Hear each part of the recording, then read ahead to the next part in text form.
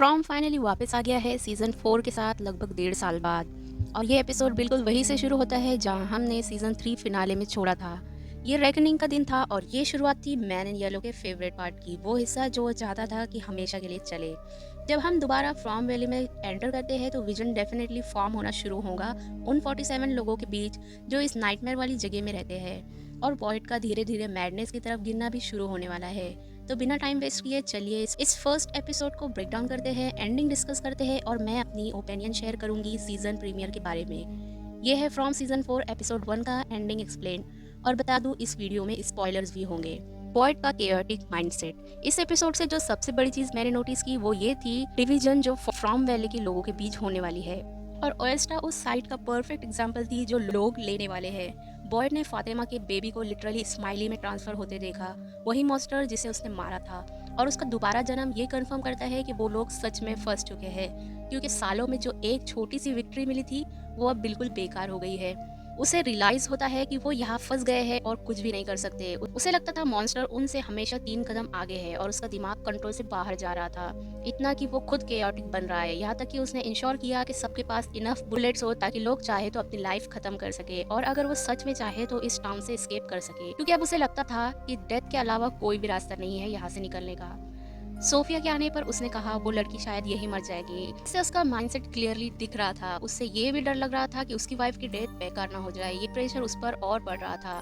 जब बॉयड और ओएस्टा बात कर रहे थे, ओएस्टा ने उससे कहा मुझे नहीं पता तुम पहले कौन थे, लेकिन अब तुम एक मॉन्स्टर हो। ये लाइन काफी पोएटिक थी। बॉयड हमेशा मॉन्स्टर्स को जंगल में देखते आया है, लेकिन जब उसने एल्जिन को इतना टॉर्चर किया और सैरा को अलाउ किया कि वो उसकी आंख निकाल ले, तो वो खुद भी मॉन्स्टर जैसा बन गया।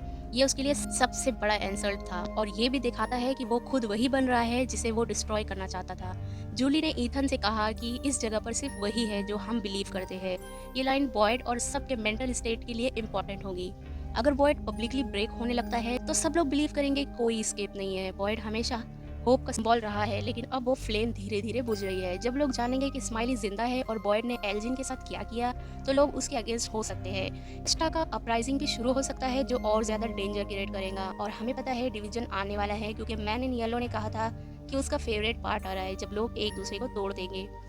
अब नया एनिमे होगा खुद टाउन के लोग, सोफिया की असली आइडेंटिटी और मैन इन येलो।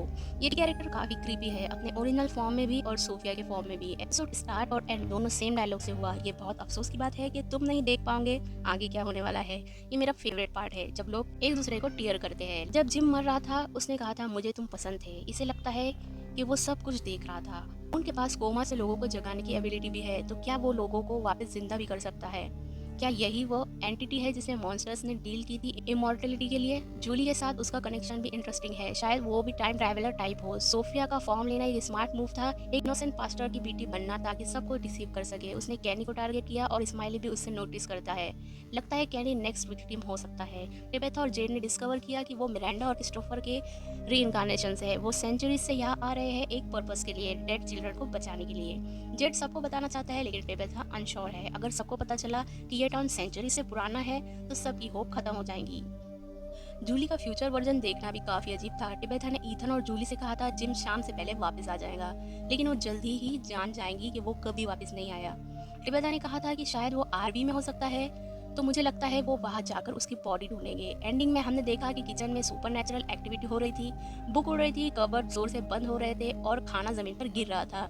मुझे लगता है शायद फ्यूचर वाली जूली प्रेजेंट टाइमलाइन में मैसेज देने की कोशिश कर रही हो, या फिर ये टाउन की एंटिटीज लोगों को डराने की कोशिश कर रहे हैं। अगर ये इवल प्रेजेंस होती तो कुछ और ज्यादा डेंजरस होता, इसलिए मुझे लगता है ये जूली का सिग्नल हो सकता है। ईथन का बिहेवियर भी काफी शॉकिंग था।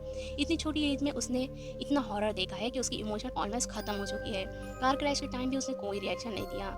जब उसने अपनी मॉम से पूछा क्या डैड मर गए, तो वो भी बिल्कुल इमोशनलेस था। ये सब चीज़ें दिखाती है कि उसका पर्सपेक्टिव कम्प्लीटली चेंज हो गया है।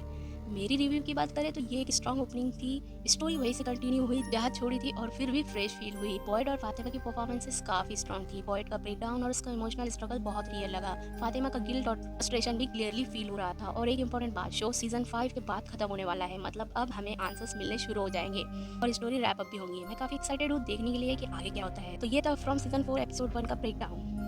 आप चाहे तो सीजन 1, सीजन 2 और सीजन 3 भी इसी चैनल पर देख सकते हैं, वीडियोस अपलोड हो चुकी है।